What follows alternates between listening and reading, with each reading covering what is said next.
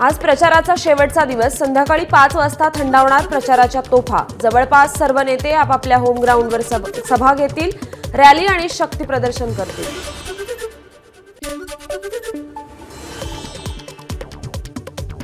एकनाथ शिंदे आणि उद्धव ठाकरेंच्या आज मुंबईत सांगता सभा। मुंबादेवी मतदारसंघात शिंदेंची तर वांद्र्यात वरुण सरदेसाईंसाठी ठाकरेंची सभा।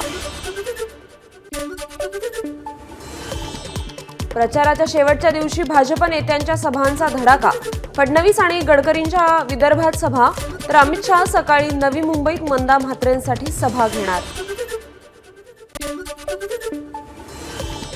आज जेपी नड्डा यांच्या महाराष्ट्रात 3 सभा। नवी मुंबईतील नेरूळच्या रामलीला मैदानात सभेचं आयोजन, तर दुपारी अहिल्यानगरमधील कर्जतमध्ये आणि अक्कलकोटमध्येही सभा होणार। आज इंदापूर आणि बारामतीत शरद पवार आणि अजित पवारांच्या एकाच वेळी सभा। काका पुतणे इंदापुरात दुपारी 1 आणि बारामतीत दुपारी 2 वाजता सभा घेणार।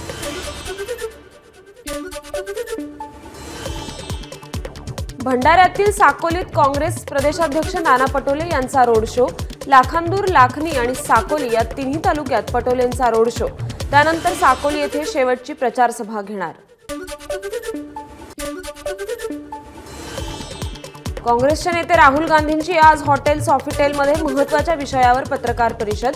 अनेक महत्त्वाचे नेतेही उपस्थित राहणार।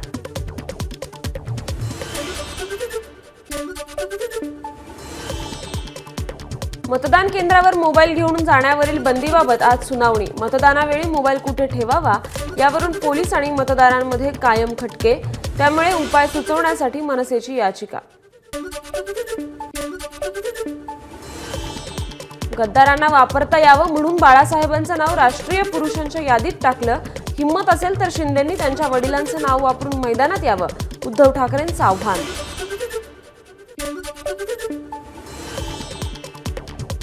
संपूर्ण मुंबई अदानींच्या घशात घालायला निघालेत। जिथे जातील तिथे अदानी हे भाजपचं धोरण। राज्यात अदानीची सुलतानी हे मोठं संकट, उद्धव ठाकरेंची टीका।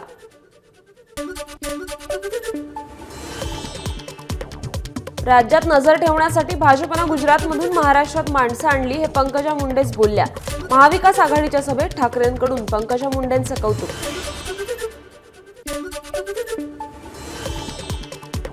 रावण, कंस आणि अफजल खानाचा वध मोदींनी केला असं सांगायलाही भाजपचे लोक कमी करणार नाहीत। राजनाथ सिंह यांच्या वक्तव्यावर ठाकरेंची प्रतिक्रिया।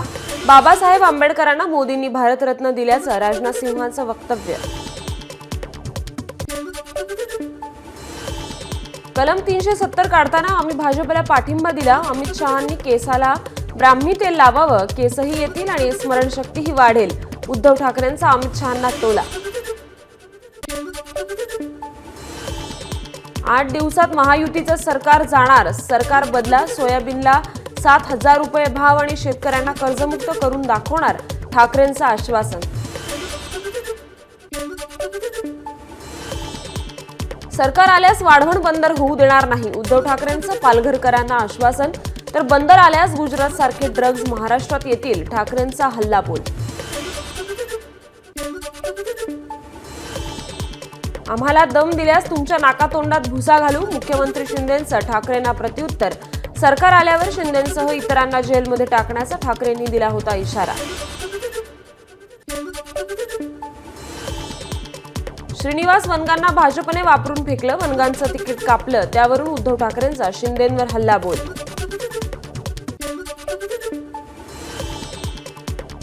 उद्धव ठाकरेंच्या बॅग तपासणीचा सिलसिला सुरूच। पालघरमध्ये विराज कंपनीच्या हेलिपॅडवर सभेआधी उद्धव ठाकरेंच्या बॅगेची तपासणी।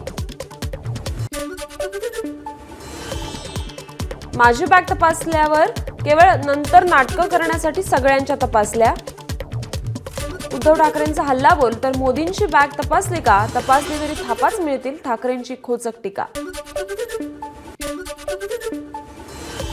राज्यात महाविकास आघाडीचं सरकार आलं आणि अनेक योजनांना ब्रेक लागला। ठाकरेंनी पुत्रप्रेमापोटी डबल इंजिन सरकारची गती थांबवली। गोव्याचे मुख्यमंत्री प्रमोद सावंत यांची उद्धव ठाकरेंवर टीका। शंभूराज देसाई आमदार असलेल्या पाटण मतदारसंघात उद्धव ठाकरेंची सभा। पाटणमध्ये राष्ट्रवादीचे बंडखोर अपक्ष सत्यजित पाटणकर आणि ठाकरे गटाचे हर्षल कदम अशी तिरंगी लढत। काँग्रेसमध्ये कुणीही विचारलं नाही म्हणून शंभूराज देसाई आपल्याकडे आले होते। गद्दारी झाली तेव्हा हाच लांडगा सर्वात पुढे होता। पाटणमधल्या सभेत उद्धव ठाकरेंची शंभूराज देसाईंवर टीका।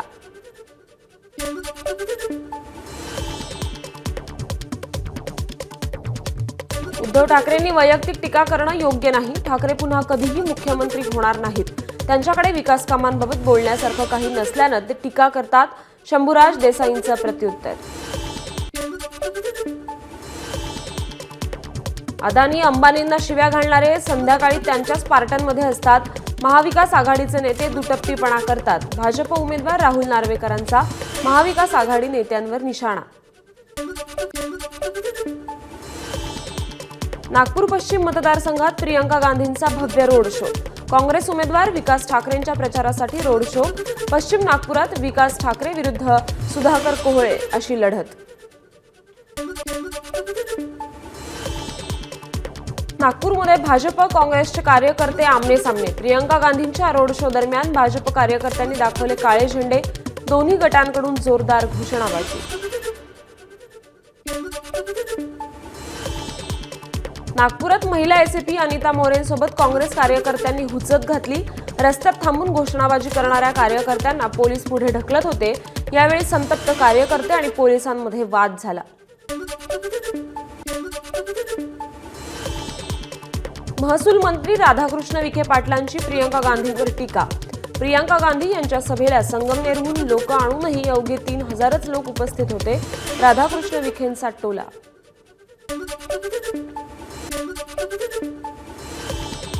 भाजपच्या नेत्यांनी भ्रष्टाचाराचा पैसा दिला तर तो घ्या, मात्र मत काँग्रेसलाच द्या। नागपुरात प्रियंका गांधी यांच्या सभेदरम्यान काँग्रेसच्या बंटी शेळकेंचं वादग्रस्त वक्तव्य।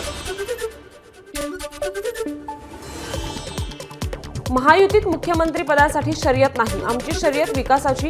एबीपी माझाला दिलेल्या एक्सक्लुझिव्ह मुलाखतीत मुख्यमंत्री शिंदेंचं स्पष्टीकरण।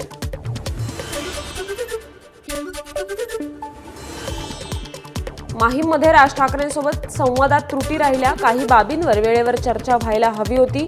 माझाच्या एक्सक्लुझिव्ह मुलाखतीत मुख्यमंत्री एकनाथ शिंदेंची कबुली। अमित ठाकरेंनी डिपॉझिट वाचवलं तरी खूप। सदा सरवणकरांची अमित ठाकरेंवर टीका। दादरमधील सेना भवन समोरून सदा सरवणकरांनी काढली रॅली। महाराष्ट्रात तिसऱ्या आघाडीशिवाय सरकार बनणार नाही। वर्ध्याच्या आर्वीतील सभेतून बच्चू कडूंचा महायुती आणि महाविकास आघाडीला इशारा।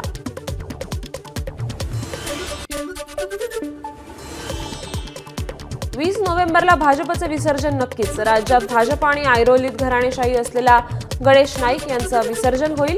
ऐरोलीतील सभेत संजय राऊतांचं वक्तव्य। नाना पटोले हे स्वयंघोषित मुख्यमंत्री। पटोलेंचा हा पब्लिसिटी स्टंट।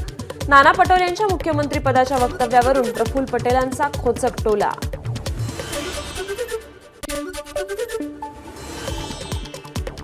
सुप्रिया सुळेंचं अतुल बेनकेंना आव्हान। माझ्या वडिलांचा फोटो वापरायचा नाही, हिम्मत असेल तर तुझ्या पवार नेत्याचा फोटो वापर। अजितदादांना टोला।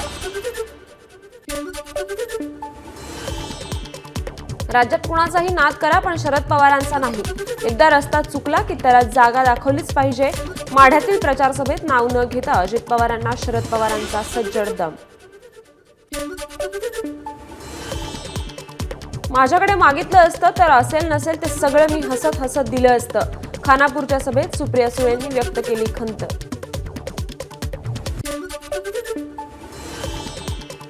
बाळासाहेब आणि शरद पवार हे कुणा एका घराची प्रॉपर्टी नाही। अजित पवार देखील शरद पवार यांनाच मानणारे, त्यामुळे शरद पवार ही प्रॉपर्टी आता जनतेची। उदय सामंतांचा सुप्रिया सुळेंना प्रत्युत्तर। एबीपी माझा, उघडा डोळे बघा नीट।